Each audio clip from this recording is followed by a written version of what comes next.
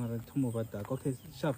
Yeah, sawubona Mr Isaac kunjani mfowethu? Khona kunjani baba? Sikhona baba. Baba sizwe ngathi bathune sikhalonyana Isaac ngoba sizwe ngathi kunento ekenzeke eThabana kunemntwana khawela phakathi kwamanzi athola ihelebho. Isaac usitshele ukuthi kwenzeka nesikhathisa umntwana awele phakathi kwamanzi. Nje mina ngivele ngesikweni ehlathini. Ngadlula ndafika lapha duze lapho ngibona ikolo ezigcwele. Ngiyamangala mina ukuthi ikolo ezizogwala kolo zikwenzekani lapha. Mina ngiyajika ngiyangena bathi kuwele umntwana ngemanzini. Ngibona amatheri B agcwele. Yonke itruth yonke ikhona igcwele nayo zokucima umlilo nazo sikhona. Nalezi ambulance zikhona amapolice akhona umphakathi ugcwele. Umphakathi wangibawo next.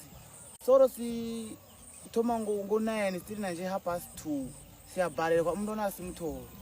And then mina amuthori ngangene mina ndobona ukuthi angabuyi naye na ngangena emgodi loyo umanzi abona umntwana loyo manje umthore avuvile umntwana loyo yamkhipha manje ngiyalila manje ngiyalila yeah ndiye lapha eKosi ngapha yangixosha ndiye ngapha nangapha bangixosha kodwa asiyazi indaba yakho ukuthi uthunga ngubani ukuthi ungene ngapha ngemanzini yeah lapha ngiyagula nje. Okay baba Isaac ngizwa isililo sakho baba Isaac ngizwa bathi uyalila ulila ngani baba Isaac?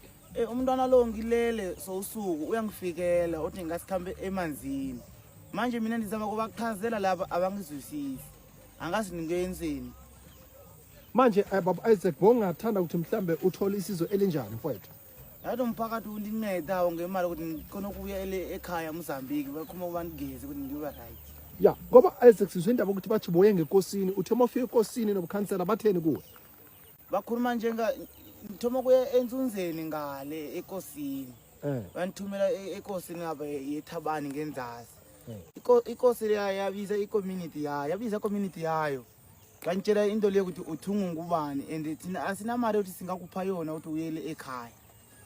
Okay Isaac it is sakubona ukuthi sakusebenza kanjani bahlali be-7 Jess Moroka sinenkinga ka-Isaac. Isaac wahelebha umntwana owele phakathi kwamanzi manje nje unenkinga u-Isaac akalala ebusuku uthi umntwana uyamfikela uzame ngapha nangapha ebukhosini afuna ihelebho kodwa akatholi ihelebho isitshaba seThabana sitshaba so-7 siyacela ongakazi uhelebho Isaac ukuthi ahelebheke akwazi ukusizakala akwazi ukususa nesithunzi esimnyama and Isaac usitshela ukuthi usuke bamtshela ukuthi akhambe la ekhaya la kuvele khona isipho Isaac ukuthi inyanga yakhe zange ivune uvuma ukuthi aye lapho manje sitshaba sicela ukuthi sihelebhe no-Isaac nangu Isaac athole ihelebho akwazi ukusizakala siyathokoza sitshaba siyacela ukuthi anisini baba lo athole ihelebho siyathokoza.